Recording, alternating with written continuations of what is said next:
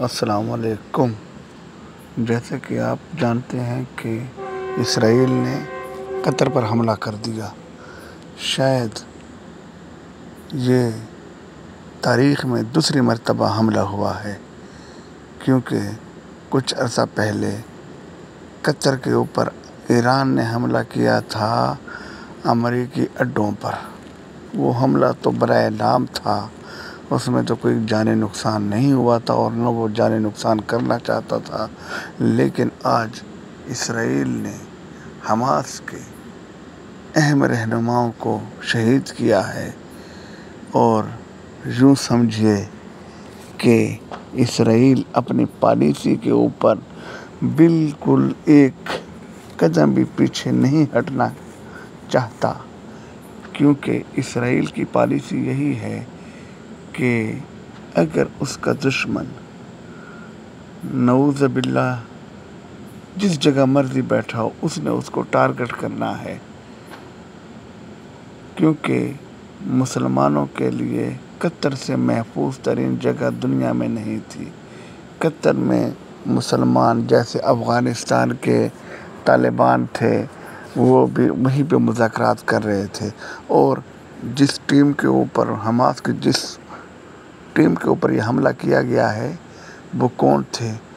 وہ مذاکرات کرنے والے تھے جو اسرائیل کے ساتھ مذاکرات کر رہے تھے۔ تو یہ وہی بات ہوئی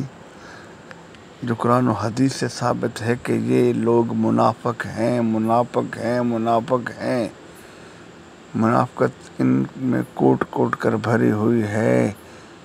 بس یہ آپس میں مخلص ہیں۔ مسلمان اگر آج منافقت کر رہے ہیں تو آپس میں کر رہے ہیں، ایک دوسرے کی ٹانگیں کھینچ رہے ہیں،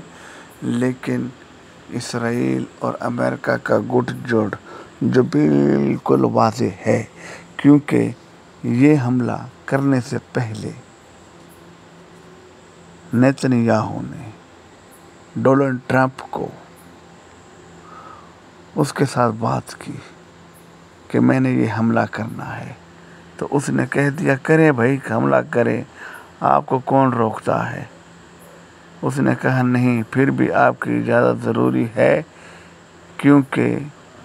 ہمارے انداتا تو آپ ہیں۔ اس کے بعد حملہ کر دیا۔ یوں سمجھے کہ قطر کے دل پر حملہ ہوا۔ اب کہا جاتا ہے کہ قطر جوابی کارروائی کا حق محفوظ رکھتا ہے،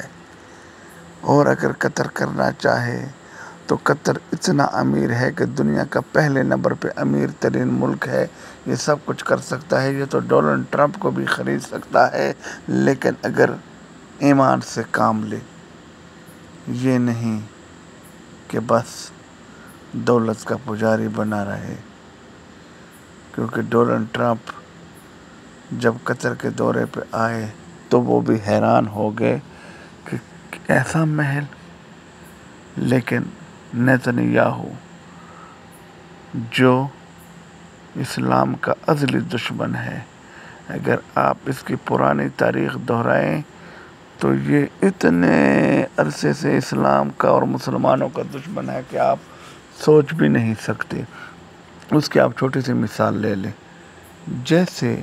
میجر گورو آریہ ہے انڈیا کا، اگر وہ مودی کی جگہ ہوتا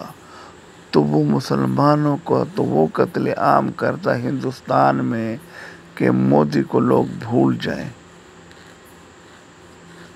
اگر اس کو انڈیا کا وزیر اعظم بنا دیا جائے تو آپ خود سوچیں کہ مسلمانوں کا پھر کیا ہوگا۔ تو نیتن یاہو اسلام کا دشمن، مسلمانوں کا دشمن، اس سے بھی بڑا دشمن ہے، اور اس کے ہاتھ میں پاور ہے۔ یہ دھومے اٹھ رہے ہیں قطر نے کبھی سوچا بھی نہیں تھا۔ اب چاہیے تو یہ کہ قطر غیرت کا مظاہرہ کرے اور ابھی اعلان کر دے کہ امریکہ بہادر سے تو نے اجازت لی ہے، تو امریکہ کو کہے کہ جب تیرا میرا معاہدہ ہے، تجھے میں نے ایئرپورٹ دیا ہے، مشرق وسطیٰ کا سب سے بڑا اڈا قطر میں ہے، تو نے حفاظت نہیں کی، تمہارے اوپر ہم نے ریال نچھاور کیے، ڈالروں سے تمہارے منہ بھرے، لیکن تم نے ہماری زمین کی حفاظت نہیں کی، کیونکہ یہ قطر کی سالمیت پر ہی حملہ نہیں، قطر کی عزت پہ حملہ ہے۔ کیونکہ قطر دنیا کی وہ واحد جگہ تھی جہاں پہ دو دشمن بھی آپس میں مذاکرات کر لیتے تھے، جیسے امریکہ اور طالبان نے کئی سال مذاکرات کیے، آخر وہ مذاکرات کامیاب ہوئے اور 20-21 سالہ جنگ کا خاتمہ ہوا۔ تو اس خطے میں قطر ہی واحد ملک رہ گیا تھا جو ہر کسی کی ثالثی کرواتا تھا اور ہر کوئی یہاں پر اپنے آپ کو محفوظ سمجھتا تھا، لیکن آج وہ بھی اب محفوظ نہ رہا۔ اب یہاں پہ بھی کوئی مذاکرات کرنے سے پہلے سوچیں گے۔ اس کی مثال یہاں سے آپ دیکھ لیں کہ حماس کے وزیر اعظم، فلسطین کے وزیر اعظم کتنا عرصہ سے قطر میں رہ رہے تھے، لیکن اسرائیل نے کبھی جرأت نہیں کی کہ وہ قطر پہ حملہ کرتا۔ اس کا بھی نیتنیاہو نے انتظار کیا، جب ایرانی دورے پہ گئے تھے، جب صدر کی حلف برداری میں، تو اس وقت حملہ کیا، اس کی بھی جرأت نہیں تھی۔ لیکن اب نیتنیاہو ایران سے کھائے ہوئے زخم جو چاٹ رہا ہے، تو اس نے سوچا کہ کیوں نہ قطر، جو اصل مددگار ہے ایران کا مالی لحاظ سے، جو اس خطے میں واحد ملک ہے جو پس پردہ ایران کی سپورٹ کرتا ہے، لہذا اس کو دشمن نمبر 1 ہی رکھا جائے۔ قطر جس نے آج تک اسرائیل کو کوئی نقصان نہیں دیا بظاہر، اور اس نے مذاکرات کروائے تاکہ یہ جنگ ختم ہو، مسلمانوں کا بھی بھلا ہو اور اسرائیلی بھی نہ مرے، لیکن نیتنیاہو نے قسم کھائی ہے کہ میں اسلام کا تو دشمن ہوں ہی ہوں، مسلمانوں کا تو دشمن ہوں ہی ہوں، میں نے اپنے لوگوں کا امن بھی برباد کرنا ہے۔ اب یہ تو قطر پہ منحصر ہے کہ اگر قطر اپنی غیرت پہ آئے، جیسے وہ اونٹ کا گوشت کھاتے ہیں اور اونٹ ایک غصے والا جانور ہے، جیسے عرب عام لوگ، بدو لوگ بہت غیرت مند ہیں اور اپنا بدلہ ایسے ہی لیتے ہیں جیسے پٹھان اپنا بدلہ لیتے ہیں، اگر وہ ایسی ہی غیرت کا مظاہرہ کرے اور یہ ٹھان لے کہ تو نے میری عزت خراب کی ہے تو میں تم سے